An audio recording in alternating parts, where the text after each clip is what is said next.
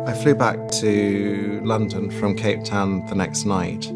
Tissues and crying. And then I thought, look, I've got to get a grip here and do something useful for Diana. And I decided the first thing that needed to be done was to find somebody to write and deliver the eulogy. Deep within the English countryside, a single individual has spent almost 3 decades guarding a priceless historical treasure trove.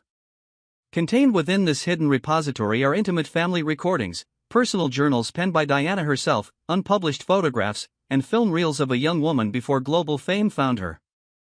Throughout the years, despite countless anniversary retrospectives, multi-million-dollar streaming offers, and television pitches, this custodian has steadfastly kept the vault locked. Neither financial gain nor historical legacy could persuade him, nor could the hundreds of filmmakers who have arrived at his doorstep since September 1997. His identity is Charles Spencer, the 9th Earl Spencer, who was the youngest brother of the late princess. Until quite recently, the public had largely overlooked his presence. However, that era of isolation is nearing its conclusion. The stillness is shattering now because Charles Spencer has chosen this moment to break his silence, delivering a brief forward reply to a Netflix initiative in early 2026 that is currently sending shockwaves through royal circles globally. This development signifies something far more profound than a mere disagreement over a television pitch. In this broadcast, the entire narrative will be unveiled: the details of the pitch, the contents of the secure vault, the profound remorse that has quietly shaped his choices since the eve of his sister's burial, the correspondence he reportedly directed to Prince William, and the crucial inquiry that mainstream media outlets seem to be ignoring. What are the ramifications now that this quiet protector has emerged from the shadows? I urge you to stay tuned, as this situation contains immense depth. To fully grasp the current situation, we must first establish who Charles Spencer truly is. When did he last capture your undivided attention? We are focusing strictly on Charles Spencer himself, rather than William, Harry, or Diana. If we are completely honest, a single historic event stands out in collective memory: September 6, 1997, inside Westminster Abbey. Before a global television audience exceeding 2 billion individuals, a youthful figure clad in a dark suit stepped up to the podium of that historic sanctuary.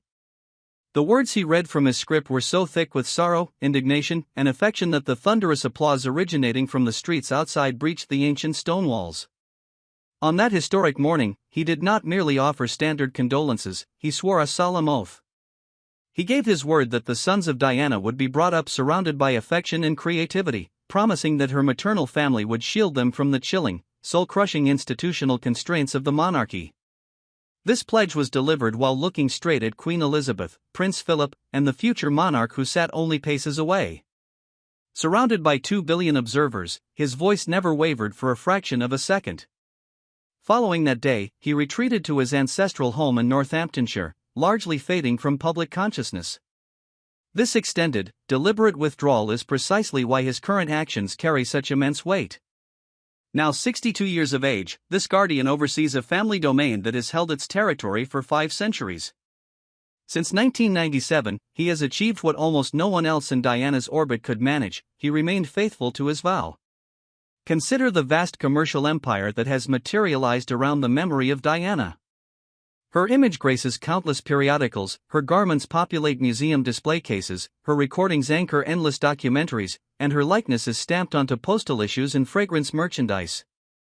An immense corporate framework has been erected upon the remnants of a singular female catastrophe, yet Charles Spencer has steadfastly refused to add a single component to it. Every retrospective film concerning Diana that you have witnessed relies on an identical collection of public domain material, the exact same segments replayed since the 1990s in photographs owned by Standard Archives. Not once has Charles Spencer permitted the use of his private originals, turning away requests from the BBC, ITV, Netflix, and Amazon for nearly 3 decades. This brings us to a fundamental question that few observers bother to voice: what motivates a man to reject such astronomical sums of money and public prominence for so long to preserve a relative's legacy? Unlocking this mystery is essential to comprehending the entire saga. Once you realize what truly motivates Charles Spencer's decades of reservation, his forward response to the Sussex initiative ceases to look like upper-class arrogance. Instead, it reveals itself as the singular logical action of a custodian bearing an emotional burden that few could ever comprehend. The origin of this fracturing can be traced through a trail of family heirlooms, marking the exact moment where affection began to harden. It commenced in a manner typical of this particular dynasty, understated, elegant, and seemingly benign. During the evening celebration of the royal nuptials in May 2018, Meghan Markle made her appearance adorned with the iconic aquamarine ring that previously belonged to Diana. Anyone possessing even a basic familiarity with the princess's legacy would instantly identify that distinct light blue gemstone.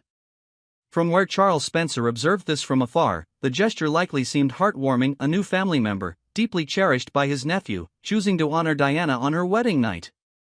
It bore the hallmarks of genuine remembrance and kinship.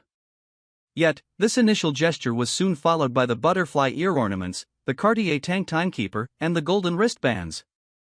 With every successive public outing, these specific items once owned by Diana re-emerged on Meghan precisely when media coverage was completely unavoidable. These included high-profile engagements, meticulously planned arrivals, and scenarios designed for peak photographic exposure. To maintain objective neutrality, we must look at this with absolute fairness. It is impossible to definitively prove that these actions were motivated by anything other than a sincere desire to pay homage. Family bereavement frequently manifests in complex, deeply sentimental ways. Meghan had just integrated into one of the most emotionally fraught lineages in the modern era. A perfectly plausible, compassionate interpretation exists where each accessory choice was exactly what it seemed: a daughter-in-law expressing reverence for a legendary figure she never got to meet, out of profound affection for the sons left behind. Let that perspective sit in your mind, but consider this contrasting inquiry: at what point does an act of homage transform into an ongoing pattern, and when does that pattern evolve into a calculated approach? A singular occurrence is a tribute, a secondary instance is a custom, but repeating this pattern exclusively in front of a guaranteed media presence constitutes a deliberate choice. Far away at Althorpe, a watchful eye was taking note. This detail is critical, because the jewelry displays merely served as the opening sequence, preceding the moment where familial warmth reportedly began to transform into icy detachment. The broadcast with Oprah Winfrey in March 2021 introduced a familiar specter into the royal landscape. While the entire world recalls that television event, it is vital to picture how Charles Spencer reportedly witnessed it, secluded within the very estate where Diana spent her youth. The environment was dimly lit and warm, creating an atmosphere of intimate disclosure. It featured a singular narrator, an empathetic broadcaster, and an anonymous establishment that allegedly muzzled her, ignored her psychological distress, and left her marooned with no recourse other than appealing to the masses. For students of royal history, a sudden shiver of recognition occurs immediately, because this framework mirrors almost precisely the structure of Diana's 1995 Panorama broadcast. Consider the parallels yourself: a royal spouse, marooned, describing a system indifferent to her pain. Finding all palace avenues blocked, she bypasses the institution to speak directly to the populace via a single, sympathetic journalist. The subdued illumination, the confessional atmosphere, the sensation of buried truths escaping into the open air, every single component matched. The visual aesthetic matched, the language of victimization matched, and the fundamental casting remained identical. This perspective in mind, a singular modification occurred between 1995 and 2021, and it represents the most illuminating variance of all. Diana participated in her broadcast while still confined within the royal machinery, facing immense personal risk with no escape route available. Conversely, the 2021 iteration was produced within a luxurious estate in Montecito, California, following her departure from the UK, backed by an established production system and pre-arranged broadcasting agreements. The prototype was a desperate plea for rescue. The reproduction, regardless of your perspective, functioned as a commercial debut. Observing this from his sister's childhood home, Charles Spencer reportedly could not view that broadcast as an act of homage. His inability to do so stems from a deeply distressing personal history with Panorama, a background so agonizing that it clarifies his subsequent reactions. This particular chapter of the narrative is routinely overlooked by conventional royal reporters, yet it serves as the essential mechanism explaining everything else. According to established accounts, Charles Spencer himself originally introduced his sister to Martin Bashir, the interviewer behind the 1995 Panorama broadcast. The global public now understands that this television event was secured through falsified paperwork and deliberate mental manipulation, involving fabricated financial records, counterfeit surveillance data, and engineered signs of infidelity. The express purpose was to persuade a terrified, marooned woman that her entire circle consisted of adversaries, forcing her to conclude that her sole protection lay in exposing her wounds on national television. The princess's fragility was not a mere byproduct of that program, it was the intended commodity, and her younger brother had unknowingly facilitated the encounter. Years later, when the comprehensive reality of how that broadcast was manufactured finally surfaced, the revelation reportedly devastated Charles Spencer like an avalanche. It forced him to confront the reality that he had inadvertently played a pivotal role in the severe exploitation of his sister's psychological trauma during her lifetime. Reflect deeply on the psychological toll of such a realization. You spend your adulthood convinced you are your sister's ultimate shield. You stood before 2 billion people at Westminster Abbey and vowed to protect her children from the institutional forces that broke her. Then, you discover that the most destructive media intrusion of her twilight years gained entry through a door you unlocked. Every action he has taken since that day can be understood as an endeavor at absolution: the locked repositories, the decades of uniform rejections, the choice to inter Diana at Althorpe rather than surrendering her gravesite to the royal establishment, and the unseen family recordings and personal journals that no outsider has ever laid eyes upon. He has been performing penance, ensuring with absolute certainty that an incident akin to the Panorama scandal can never happen to Diana again, even long after her passing. Through this steadfast stance, he has accomplished something truly remarkable that few modern public figures enjoy: he preserved her mystique. An unconsumed, authentic, unguarded version of Diana survives today solely because one individual has maintained a firm refusal for 3 decades. Now, imagine sitting in his position. You have dedicated 28 years to atoning for a single introduction, turning down every network and production firm on earth, when suddenly a courier delivers a new business pitch. Let us examine the precise details contained within that television pitch. Once the full catalog of their demands is revealed, his response transitions from appearing dismissive to looking like the only defensible answer a person in his circumstances could offer. The proposal outlined a major retrospective film slated for 2027, marking 30 years since the tragedy in Paris, 3 decades of mourning and unresolved dilemmas. It was envisioned as a cinematic, deeply emotional definitive portrait of Diana, presented by her own offspring. On paper, the concept appears powerful, and Netflix executives reportedly embraced it immediately with a substantial production budget. On the surface, it presented itself as a tribute to her legacy. However, the actual prerequisites of the venture tell a different story. The producers requested full access to Althorpe itself, including her childhood residence, the surrounding landscape, the lake, and the burial island. Furthermore, they sought permission to feature Diana's intimate, handwritten journals, records she composed strictly for herself, never intended for public consumption. They also demanded unseen family videos, the raw, unedited footage of the authentic Diana that has remained entirely untouched outside the Spencer lineage. Lacking these proprietary assets, the project would merely be another historical compilation using recycled footage from the past 30 years. With them, it would become the definitive cinematic event of the era. Crucially, there was an additional angle, a narrative perspective that rendered the pitch irresistible to its marketers but utterly disastrous to the man reviewing it. The plan explicitly sought to connect Diana's conflict with the royal hierarchy directly to Meghan's grievances against those same forces, framing Meghan Markle as the contemporary extension of Diana's lineage. It was a formal attempt to transfer the late princess's symbolic aura. Consider the scene from Charles Spencer's perspective as he evaluated this document. He had observed the jewelry utilization, the Oprah broadcast, and the Netflix docuseries where a couple exiting royal life portrayed themselves as targets of the identical apparatus that destroyed Diana. He had watched her private tragedy systematically repurposed into an origin myth for others without a single consultation with Althorpe. Now, they were requesting his secure vault, her diaries, her resting place, and the original records to formalize a successor. It is entirely natural that he uttered those specific words. Frankly, the singular astonishment is that his reply was limited to a mere 4 words: "Is this a joke?" Those words did not stem from upper-class snobbery or disdain for modern media, they represented 28 years of condensed sorrow, remorse, and absolution articulated in a solitary inquiry. To comprehend the critical importance of this specific documentary to the Sussex camp, one must objectively evaluate the condition of their media enterprise at the start of 2026.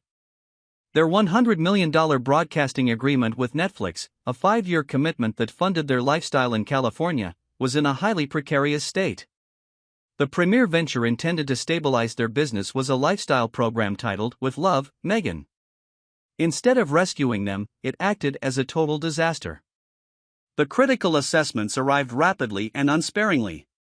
While the Evening Standard granted it 4 stars, they utilized their review to ridicule the production. The Times offered a mere 2 stars, labeling the show surely dull.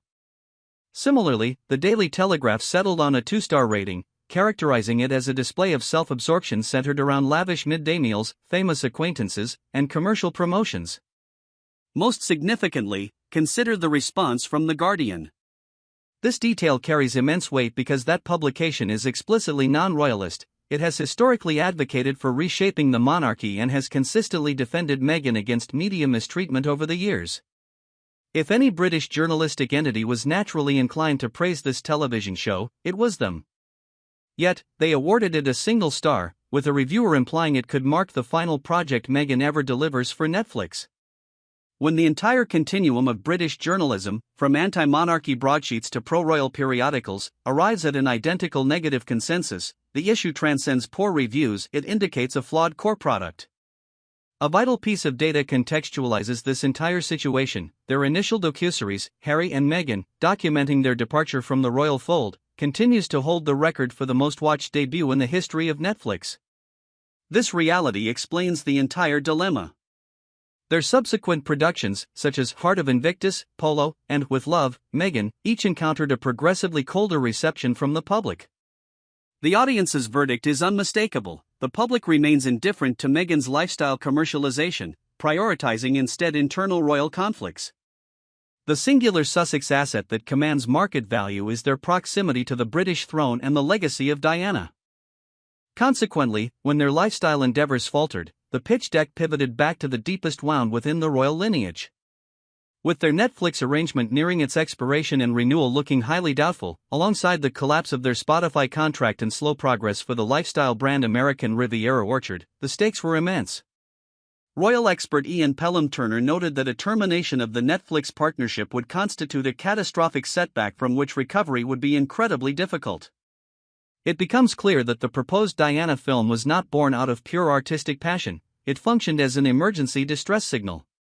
It represented the solitary remaining card capable of capturing a global market, printed with the only royal narrative larger than their own departure. Yet, the custodian at Althorp dismantled that strategy with a 4-word rejection.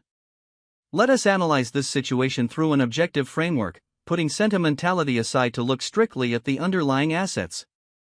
When Harry and Meghan withdrew from active royal obligations and relinquished their royal titles, they were forced to construct a commercial existence from scratch.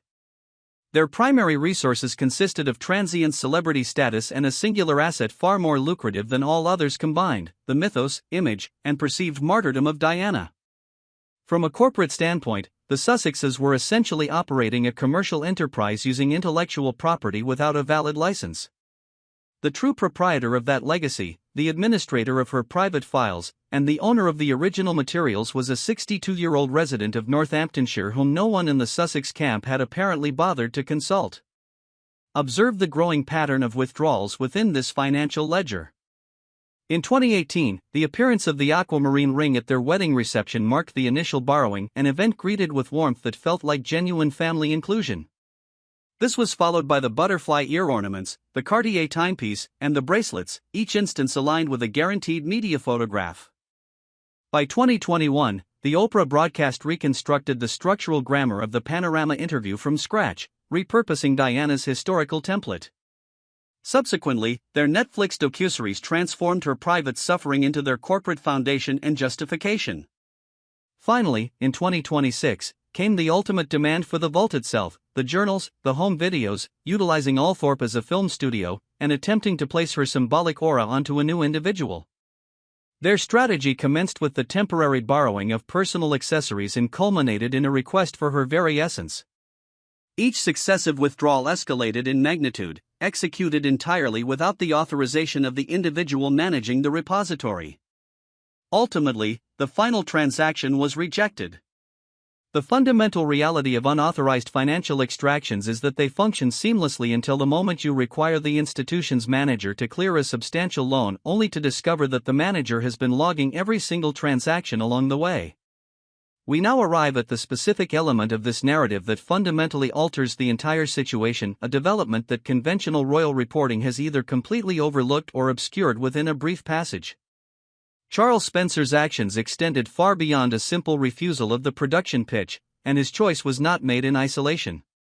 Informants close to the royal household have quietly outlined a profound alliance that structural analysts have largely ignored, the quiet consensus between the brother of Diana and her firstborn son.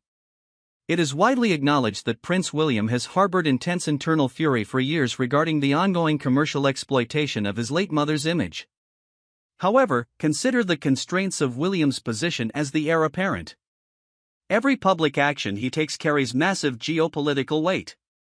He is unable to directly prohibit his brother's media endeavors without triggering international front-page news regarding royal censorship and fraternal strife. When the state apparatus intervenes to block an initiative, it is invariably perceived as the establishment shielding its own interests. Conversely, when Diana's own brother, the individual who stood before 2 billion witnesses at Westminster Abbey and swore to shield her children, characterizes a venture as a total farce, it ceases to look like institutional management. It becomes a matter of ancestral integrity. No public relations specialist can distort this action, there is no palace bureaucracy to hold accountable. It is simply an uncle informing his nephew precisely how he views the exploitation of his sister's memory. The architectural beauty of this alignment lies in its absolute utility. The single individual possessing the freedom to issue a definitive refusal is the exact person whose rejection cannot be turned into a weapon. William never had to intervene directly. This represents a strategic alignment rather than a mere coincidence, two protectors of an identical memory approaching the same obstacle from different vectors. Consider it analogous to international diplomacy. When two sovereign entities cannot communicate directly without compromising their positions, the communication flows through a back-channel envoy, a private figure, an experienced elder statesman who possesses credibility with both factions but wears the uniform of neither. This intermediary articulates the unmentionable precisely because he holds no official state title. That is the exact function Charles Spencer now performs within this domestic dispute. He commands public respect, shares blood ties with both princes, possesses a moral claim to Diana's legacy, and operates entirely outside constitutional constraints. The palace cannot deny Netflix without creating a public incident, and William cannot deny Harry without generating media headlines. Yet, the Earl of Northamptonshire can issue a total refusal to all parties in 4 words before his morning meal, leaving Montecito to absorb the entire impact alone. Furthermore, he executed a maneuver that no observer anticipated. Through a confidential but highly significant intervention, Charles Spencer reportedly communicated via letter with Prince William, calling upon the heir apparent to confront the worsening impasse between Prince Harry and the royal household. Before this is misconstrued as an attempt at emotional reconciliation, let us be entirely precise. According to all indications, this appeal was rooted strictly in long-term strategy, institutional continuity, and the global reputation of the British Crown. The reported communication is remarkably blunt: the ongoing silence must terminate. In the eyes of international media, Harry has transformed into a symbol of vulnerability, no longer perceived as a military veteran, a royal prince, or a statesman, but rather as a defensive individual overshadowed by the narrative of his spouse. Spencer reportedly cautioned that by completely disregarding Harry and displaying absolute indifference, the royal family is providing the Sussexes with an open platform, permitting them to dictate the global conversation without opposition while historical royal principles are publicly devalued. Reflect on that reality for a moment. The very brother of Diana, who once openly confronted the House of Windsor at her funeral service, is now reportedly imploring the future monarch to safeguard the reputation of the institution. This single piece of data perfectly illustrates how drastically Harry and Meghan have reconfigured the internal dynamics of this family. Concurrently, the primary familial division remains entirely frozen. Recent disclosures indicate that while the royal family shows some willingness to engage in preliminary discussions with Prince Harry, they remain profoundly hesitant to re-establish ties with Meghan Markle. Merely weeks after Harry dispatched representatives to London to consult with King Charles's communications chief, it became apparent that the entire standoff hinges upon a solitary concept: trust. It simply does not exist. The royal household's primary anxiety, and this reality is truly remarkable, does not stem from Meghan's resentment or her list of grievances. Rather, they are terrified of her content schedule. They harbor a deep-seated fear that any confidential dialogue conducted with her will serve as raw material for her next media production.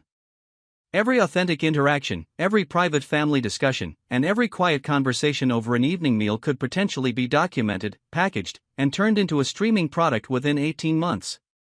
The same reports indicate that Harry may eventually find himself forced to journey to the United Kingdom entirely alone, without the company of Meghan, Archie, or Lilibet, should he wish to maintain any semblance of a relationship with his remaining relatives.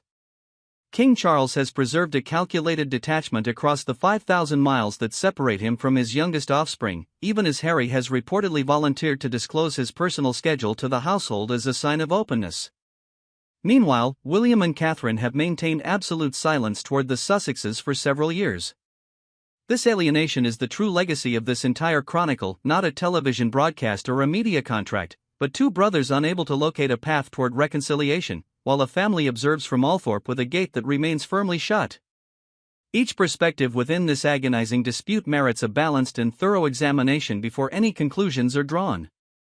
On one hand, proponents of Charles Spencer and Prince William maintain that Diana's life narrative has already been thoroughly picked over across thousands of hours of television programming spanning 3 decades.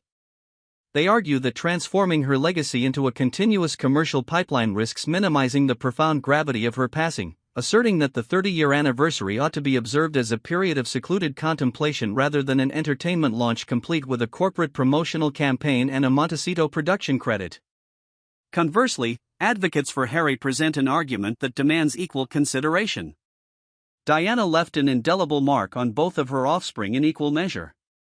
Harry possesses a first-hand connection to this historical record that no other living individual can offer, the lived reality of being her offspring, holding her hand through medical facilities and sanctuaries for the unhoused, losing her at age 15, and enduring that profound bereavement under global scrutiny for the remainder of his life. That unique vantage point belongs entirely to him, and it cannot be legitimately stripped away. Yet, one must attempt to view the world through both perspectives before rendering a verdict. Place yourself in William's position. The most agonizing trauma of your youth is being organized as a digital content release, complete with a launch date and a Netflix delivery algorithm, managed by your own brother's commercial associates. You never gave permission for your personal sorrow to be turned into a consumer commodity, nor did you agree to your mother's untimely demise serving as a commercial debut.